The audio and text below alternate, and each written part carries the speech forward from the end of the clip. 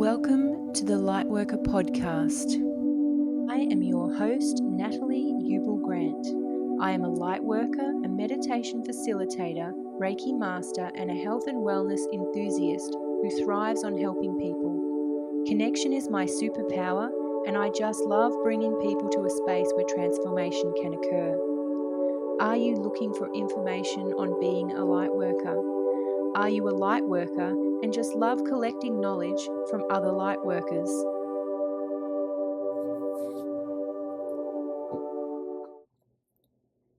Wow, it's me on the couch again. And time to share a little bit about me, perhaps. So let's just see where we're going to go, what comes through today.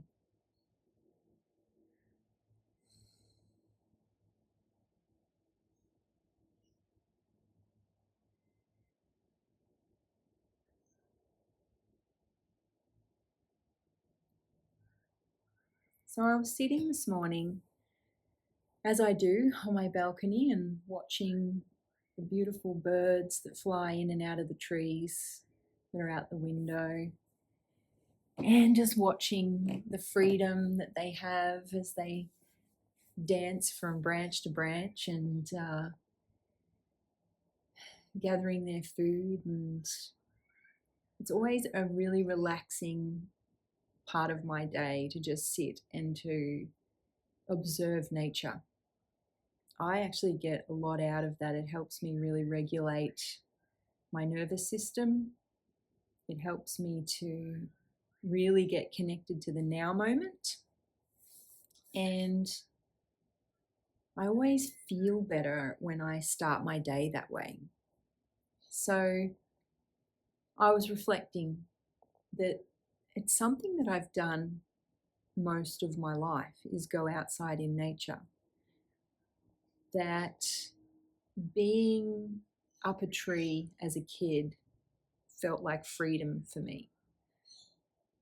There was this wattle tree that I'd always climb out the front of our house when we were kids. And I grew up in Melbourne, so the weather was a bit different to what we've got here on the Sunshine Coast. And I really had that sense of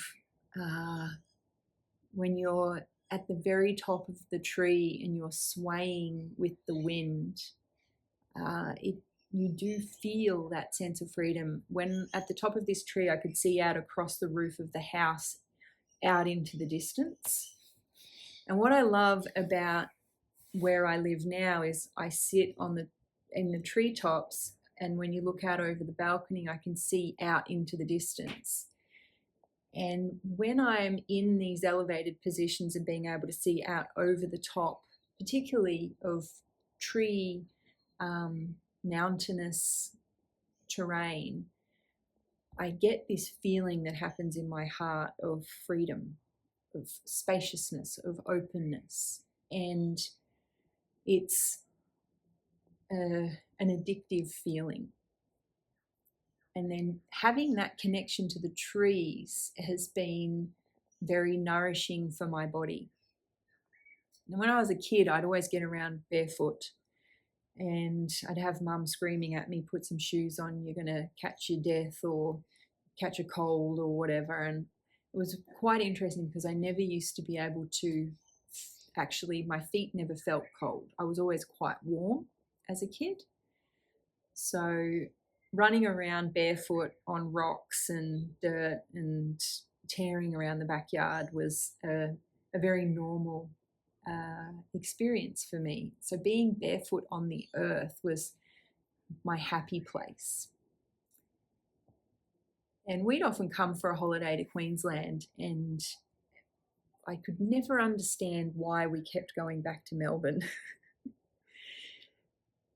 And so part of that was because where we lived in a haunted house. And I found when we moved out of that house, there was a more freedom feeling. So hence probably why I'd climb that tree in the front yard and to get away from the busyness that would go on in the house. So I wonder whether you guys had a sort of a favorite place to be when you were a kid, and if you reflect on that now, whether you've created a similar situation where you get that sense of safety or freedom in your adult life. So yeah, for me, it's quite funny to reflect. You'd always find me up a tree when I was a kid, and I'd always be outside. I'd be always trying to get the highest vantage point that I could get so I could see out across wherever I was. And I feel like I've replicated that here where I live now, being that we're at the top of the hill and we're able to see out across. And it does help me to really feel that connection to the earth, to nature, and that really fills my cup.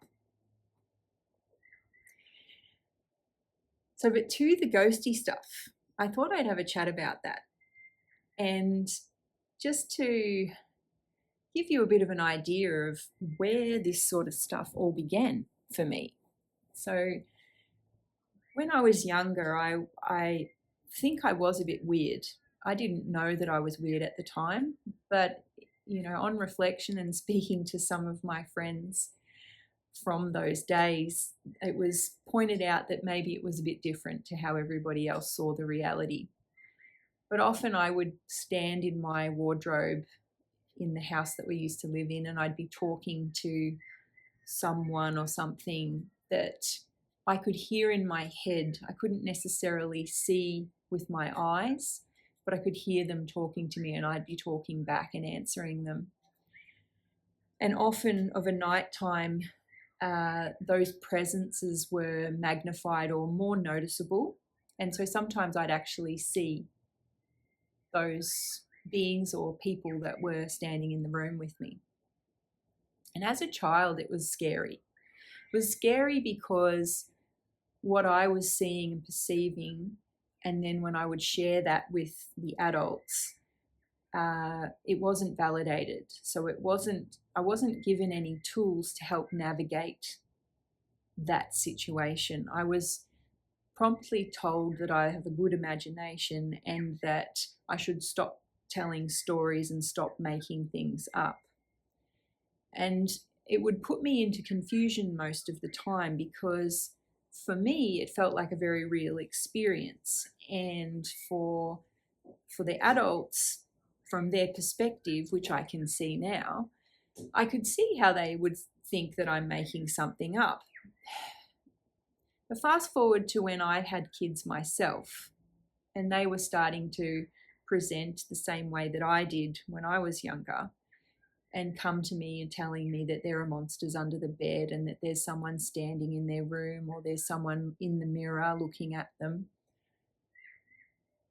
It was an interesting thing to be able to then be reminded of my experience as a child. And what I learned was that kids and adults see their reality very differently. And when we're kids, we're looking to the adults for understanding. We're looking to the adults for useful ways that we're able to help ourselves feel safe and protected and comfortable. And so when I was a child and an adult would say to me that what I was seeing wasn't true and I was making things up, and that would then put me into confusion, because from my perspective it was very real, and the information that they were giving me was unhelpful to solve my problem. It was making me wrong rather than giving me something that I could do to empower myself to feel better. And so that experience went on for years. I was in that room, I think from age 4 to age 9, and there was that room and another room in the house that I actually used to pay my brother to come with me if I was asked to get anything out of the tool shed or go out into the rumpus room, because I didn't want to go into that room on my own, because I could feel whatever it was that was there would then come and sit on me. And it would give you that feeling of your hair standing up on the back of your head and behind your neck. So as long as my brother came with me safety in numbers seemed to work okay, but we would never do hide and seek in that room, because if you were in that room on your own, it was terrifying. And you couldn't explain why. So anyway, when I turned 9, a strange thing happened. My parents had another child, and so I moved rooms. I actually moved from the room I was in into this other room in the house, and instantly my life got better.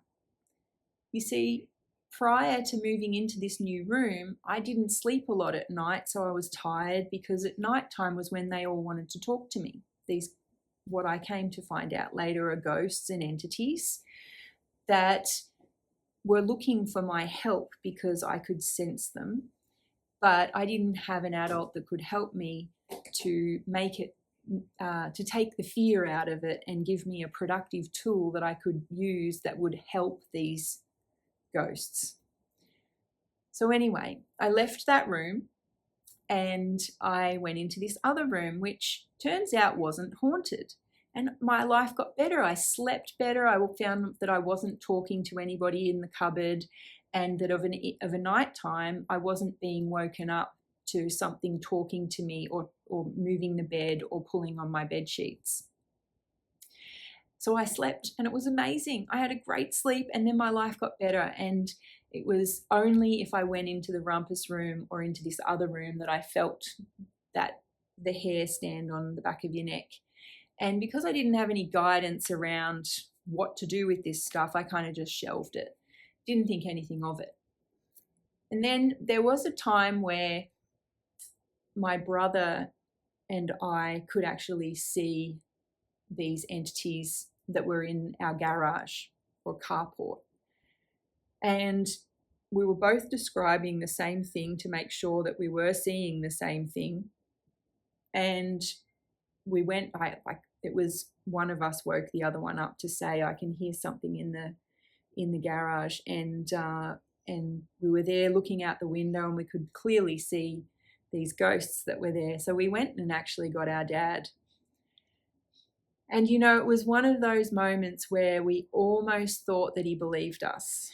And for a split second, there was that, you felt comforted that you weren't making things up, that you were seeing something.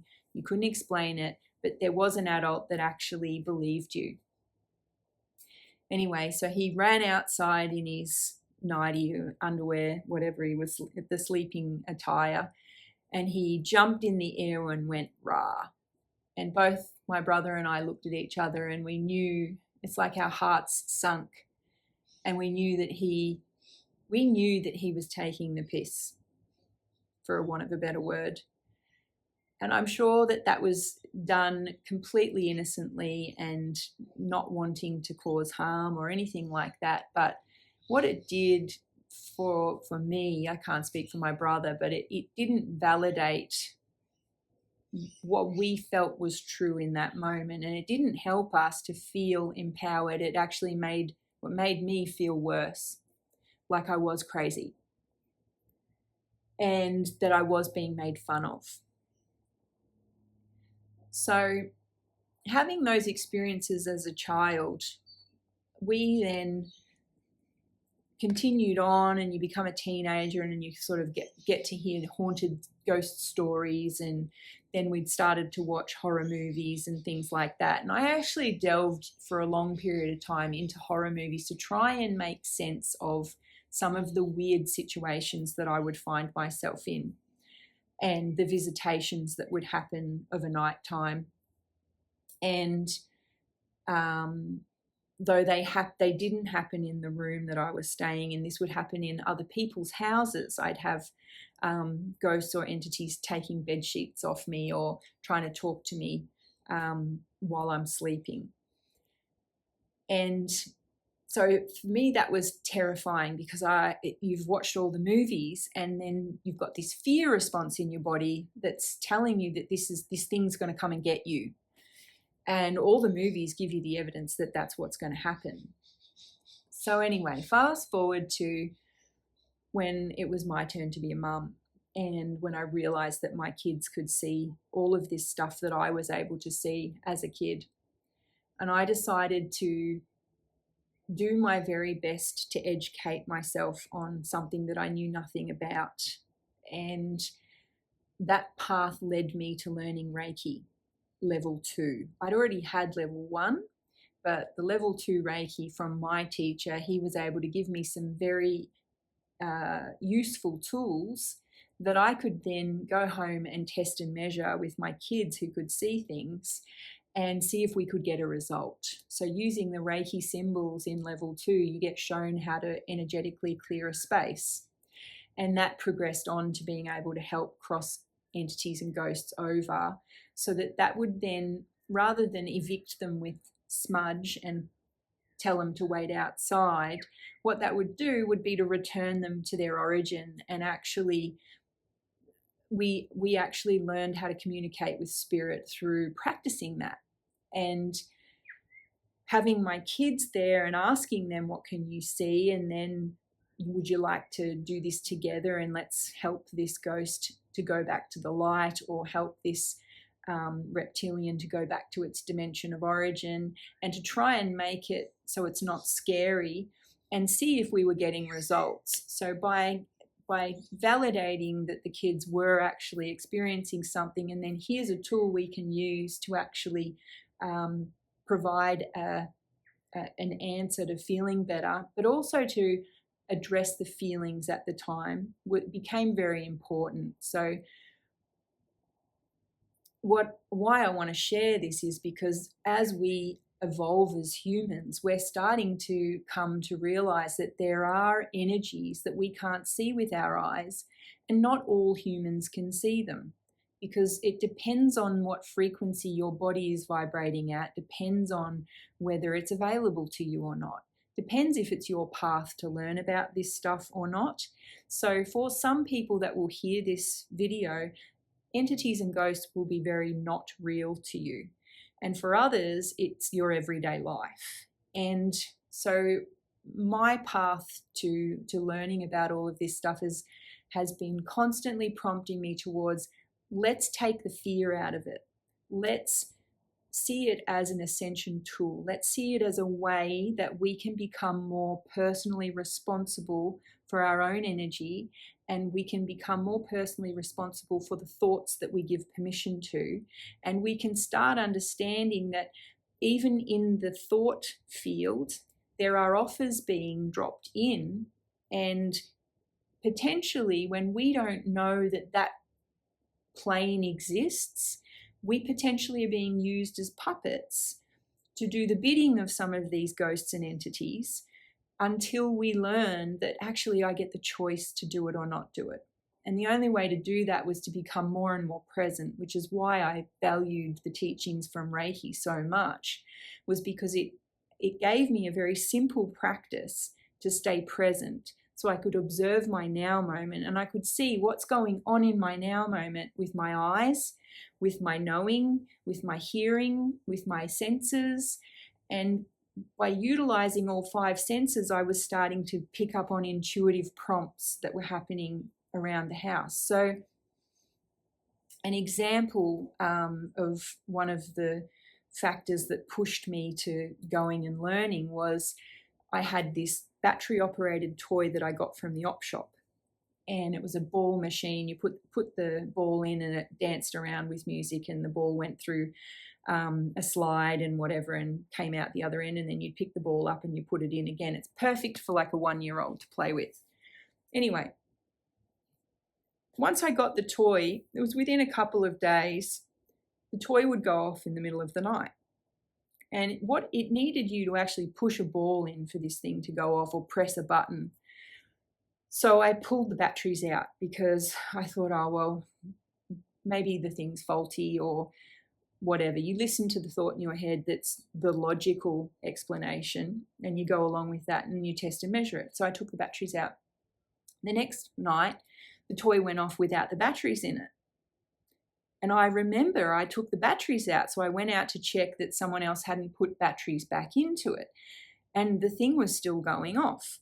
And so I ended up carrying it to the bedroom And my husband's yelling at me, turn that toy off. Don't you know I'm trying to sleep? And I'm standing in the room and I've said to him, it doesn't have any batteries in it. I don't know how it's going off. And all the hair on our bodies stood on end. And so he's like, stop it, you're freaking me out. I said, oh, you're freaked out, so am I. So somehow the thing stopped and we ended up putting it in the garage that night. So I ended up redonating it. And your brain tells you, oh, it's just the toys on the fritz or something like that somehow. But without a power source, I still can't answer how that was possible. So anyway, so there are some of the weird things that would go on. I also had 2 kids that will sleepwalk, and they'll often stand in the hallway and talk to something that's not there.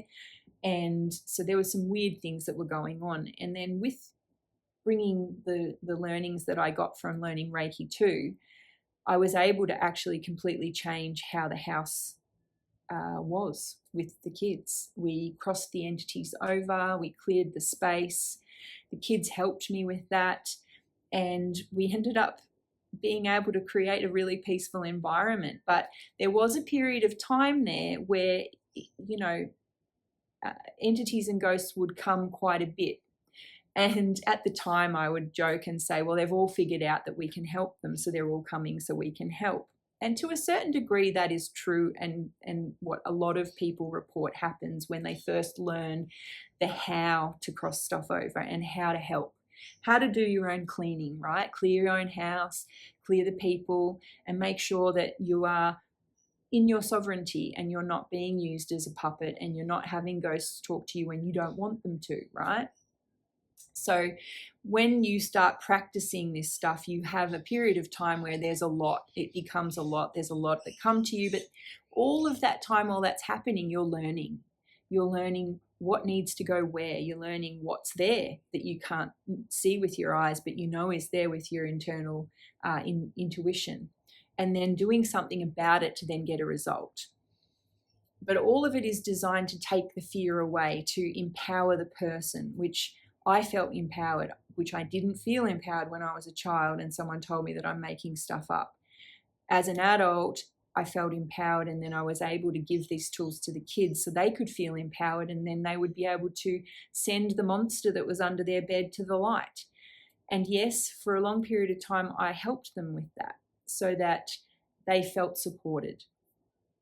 And then they would sleep.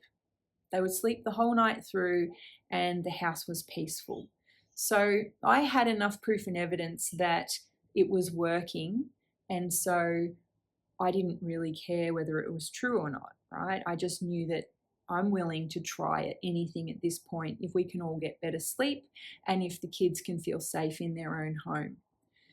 So then you fast forward, okay, until I then start teaching this stuff to other people, which I never learned Reiki to actually teach people. I learned Reiki to help my family. I learned Reiki to help me to have a tool to practice every day to get me in the now moment and regulate my own nervous system and my own body. And it's always been a tool that I use for that. So now I'm teaching Reiki and I'm helping people with little kids that are having these situations. And I'm actually getting to the point where I'm actually needing to teach the mums or the dads Reiki so that they can have some tools to help their kids. And they start getting results as well. And they start empowering their kids with these tools to help themselves as well. And then what we found through doing this is that, well, what I found through doing this and collating data on it is that when we have entities that do come to us, depending on what those entities are, is an indicator of your body's frequency and how it's where you're at. Let's say on a scale of if the middle is neutral and one end is fear and the other end is love, if you're tipping toward the fear end, if you've got worry and stress and problems that are happening in your life that are starting to consume you, you'll find that ghosts and entities are more prevalent in your experience. When you have overcome your fears and faced your problems and decide to look life straight dead on and find answers and solutions, you'll find you tip over into this neutral space where the entities stop playing around. And if you had busy heads and lots of thoughts before, what you find, you tip over into this other side where the thoughts are quiet, and you'll find you don't have as many interactions with entities and ghosts as you do when you're over on this side. And it's all, from what I can gather, it's all based around your internal fears. And see, what you'll have is some people that don't believe in this stuff, but they become very angry and indignant, and they're people that are hanging on to the past. What you'll find, if they're not aware of themselves and are unable to regulate their own nervous system, is some of those people actually will be having entities talking to them, telling them to do things. And unless they're in the now moment, sometimes they take action on those thoughts and do the things without actually first coming back to their heart and checking if that's how they want to do things. So I'll give you an example. So for me, if I get really triggered in anger and I haven't been able to catch myself, which is something that used to happen a lot when I was younger, what would happen is I would hear a really nasty voice in my head and it would tell me to do things. And because I wasn't given the tools to question those thoughts, I just thought that those thoughts were me. I would action some of those things, and then 10 minutes later, I'd be asking myself, why did I do that? That's not what I would want to do. How could I have yelled at that person? How could I have treated them that way? This isn't how I like to behave.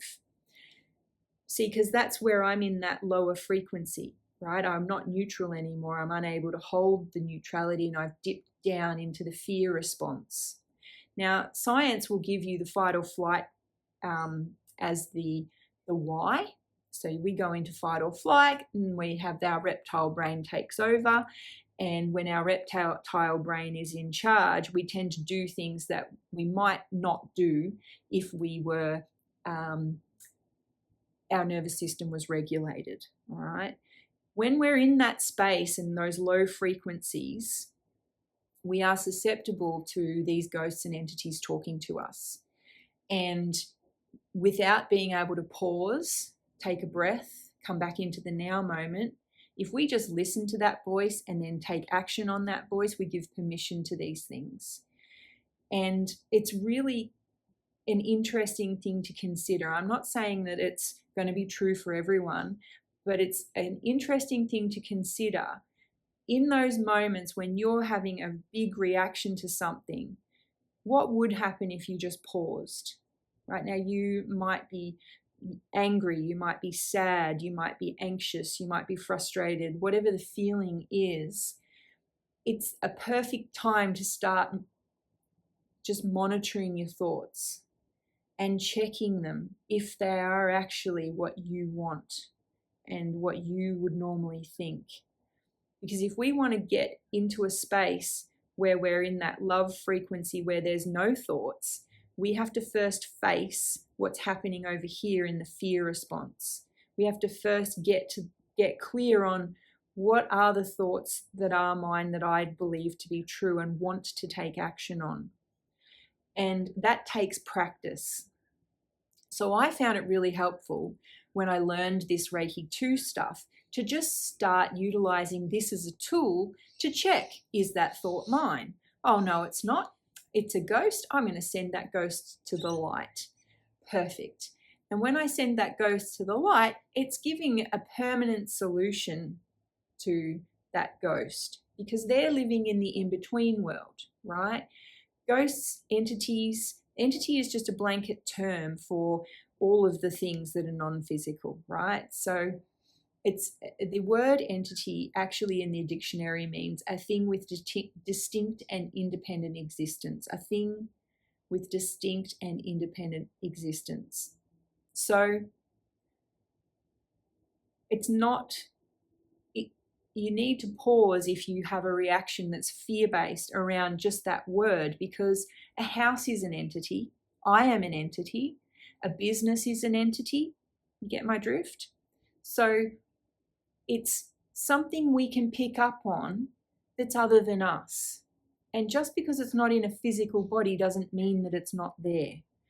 For some people, they'll spend their whole lives being able to talk to ghosts, and it's not scary. And for other people, they'll spend their whole lives running away from talking to ghosts, and it's terrifying. Some people, they will be used as puppets by ghosts, and they have no idea that that's what's happening. And other people are just completely oblivious to it all, right? There's no one that's doing it the right way or the wrong way. But for those of you who are like me, that it used to be terrifying for, it really becomes important to have a tool.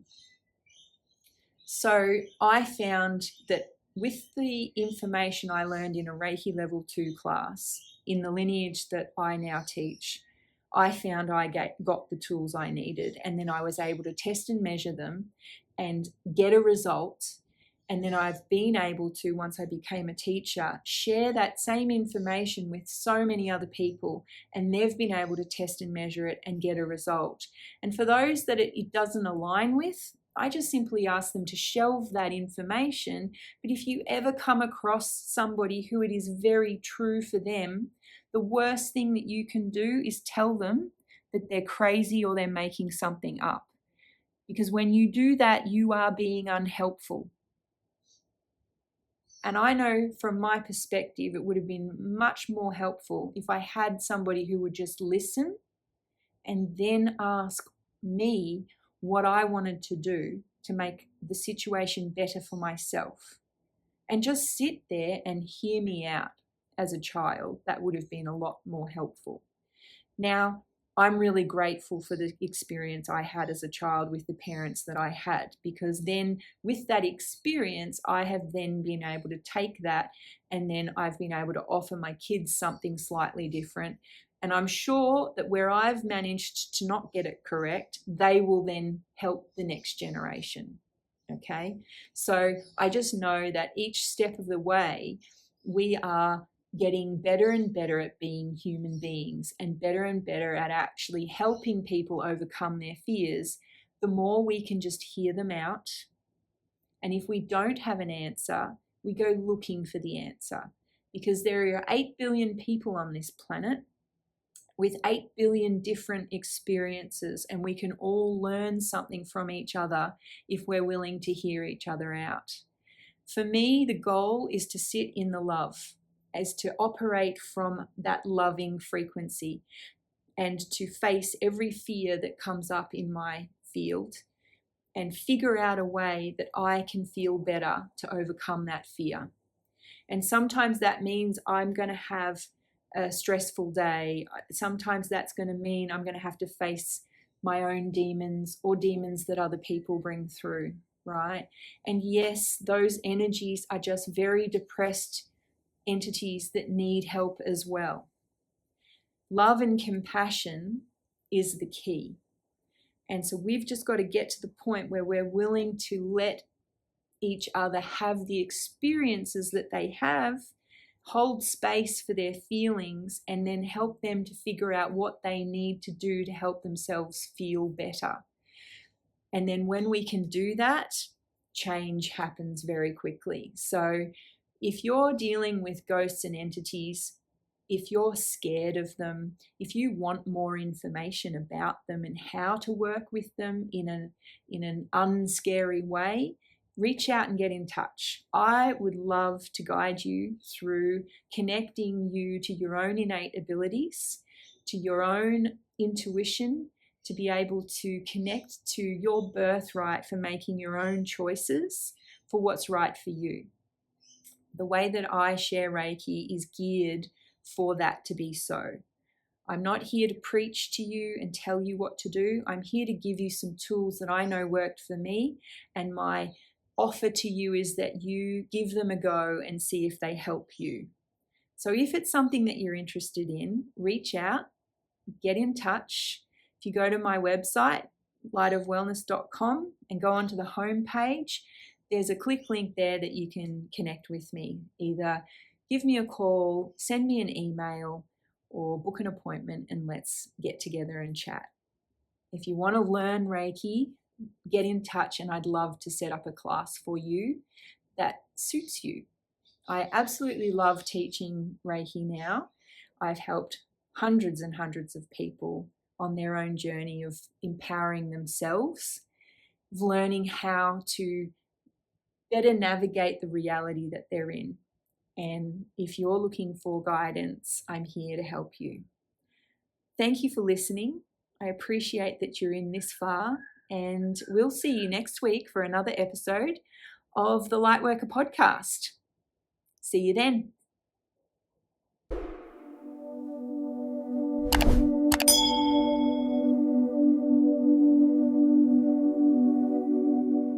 If you enjoy this podcast, remember to like and subscribe and share it with someone that you think would benefit from this. Follow us on Spotify and all the podcasting apps that you may listen to your favorite podcasts through. The more we share these podcasts, the further the messages of the stories of awakening are spread. It's happening all over the world now. People are awakening, and it's an exciting time to be alive. The content found within these podcasts are not intended to diagnose, treat, cure, or prevent disease. Nothing on this website is intended to diagnose, treat, or cure any physical or medical conditions. If you have any physical or medical conditions, you should seek the advice of your medical professional immediately. These podcasts have a meditative effect, so please never drive a vehicle while listening to Guided Meditation Podcast.